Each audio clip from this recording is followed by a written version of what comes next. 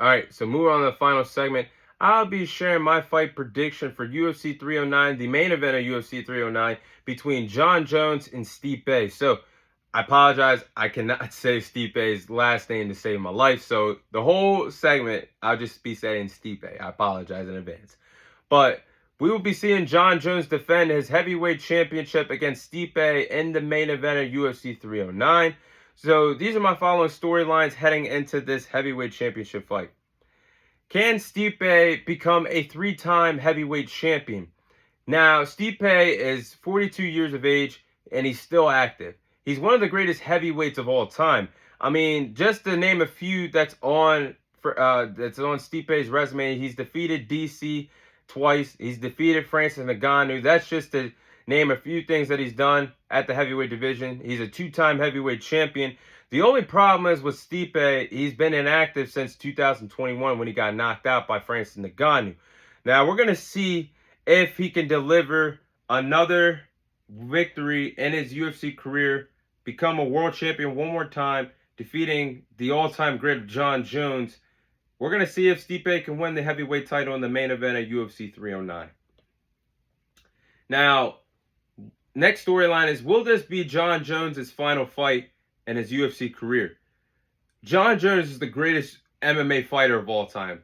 You can't debate that. He's kicked asses and taken names during his UFC career. I mean, he's a two-division world champion, being the greatest light heavyweight champion of all time, and now being the reigning defending heavyweight champion. Now, Jon Jones, what he's done by kicking asses and taking names, just to name a few people on his resume, he's defeated DC, Rashad Evans, Quentin Rampage Jackson, Surreal Gain. I mean, he's defeated so many greats. And Jon Jones has said in interviews, if he's not dominant against Stipe or he's not happy with his performance, he will hang it up, and this will be the final fight of his UFC career. So we're going to see if it all comes to an end in Madison Square Garden, win or lose for Jon Jones this Saturday night at UFC 309. Now, last storyline is, truthfully, will this fight live up to the hype and expectations that some UFC executives, Dana White in particular, will this fight live up to the hype? Because I have to say, in my opinion, this should not be the fight that we should get at heavyweight. It should be Jon Jones versus Tom Aspinall. Tom Aspinall, who won the interim heavyweight title at UFC 295 last year at Madison Square Garden, because Jon Jones had to pull out of the card due to an injury. So Tom Aspinall that night became the interim heavyweight champion of the world. He even defended that interim heavyweight title against Curtis Blade earlier this summer. Why is he not getting a UFC heavyweight title opportunity? Somebody tell me that. There's so many more interesting opponents at this particular time that Dana White could have gave Jon Jones for his first heavyweight title defense. I don't know. For a lot of people, this is not really the fight that they want to see. So we're going to see if this fight lives up to its hype and actually exceeds expectations for this fight. So this is my tail of the tape for the fight. Stipe, the challenger Stipe, has 20 victories, 4 losses to his resume. He has 14 victories come away of knockout, 1 submission victory. Currently the 8th ranked contender in the heavyweight division, stands at 6'4" and has a reach advantage of 80 inches. So then I'm looking at the champion, Jon Jones, the baddest man on the planet. Jon Jones has 27 victories, 1 loss to his resume, 10 victories come away of knockout, 7 submission victories, stands at 6'4", has a reach advantage of 84 inches. So the height and the reach advantage goes in favor of the reigning defending heavyweight champion and Jon Jones. Now, these are the following game plans I have for these fighters to follow if they want to walk out of Madison Square Garden with that coveted heavyweight championship. So, starting off with the challenger Stipe, I think Stipe is going to have to be very patient in his approach against Jon Jones for this fight. I think he's going to have to let the hands fly and land some combinations against Jon Jones. Next, I think Stipe is going to have to stuff the takedowns. Now, Jon Jones is going to be coming in hot. He's going to be coming to take this fight possibly to the ground and control the pace of the fight. by landing takedowns. So Stipe has got to be alert defensively, stuff some takedowns, and should be prepared to stuff the takedowns because we all know what Jon Jones is capable of doing on the ground. Just ask Ciryl Gane when he came back to the UFC a year ago and won that fight by first round submission. So last but not least, I think Stipe is going to have to land significant strikes. Now, Stipe was made famous for landing significant strikes during his MMA career, whether it's letting the hands fly or landing leg strikes. Stipe is one of the best significant strikers, in my opinion, that the UFC has ever seen. So he has to be effective landing significant strikes if he has any chance of winning this fight to derail Jon Jones, who will be the aggressor, I believe, in this fighting coming forward. He's going to have to do that to slow down and derail Jon Jones. So those are the following game plans that I have for Stipe for this fight.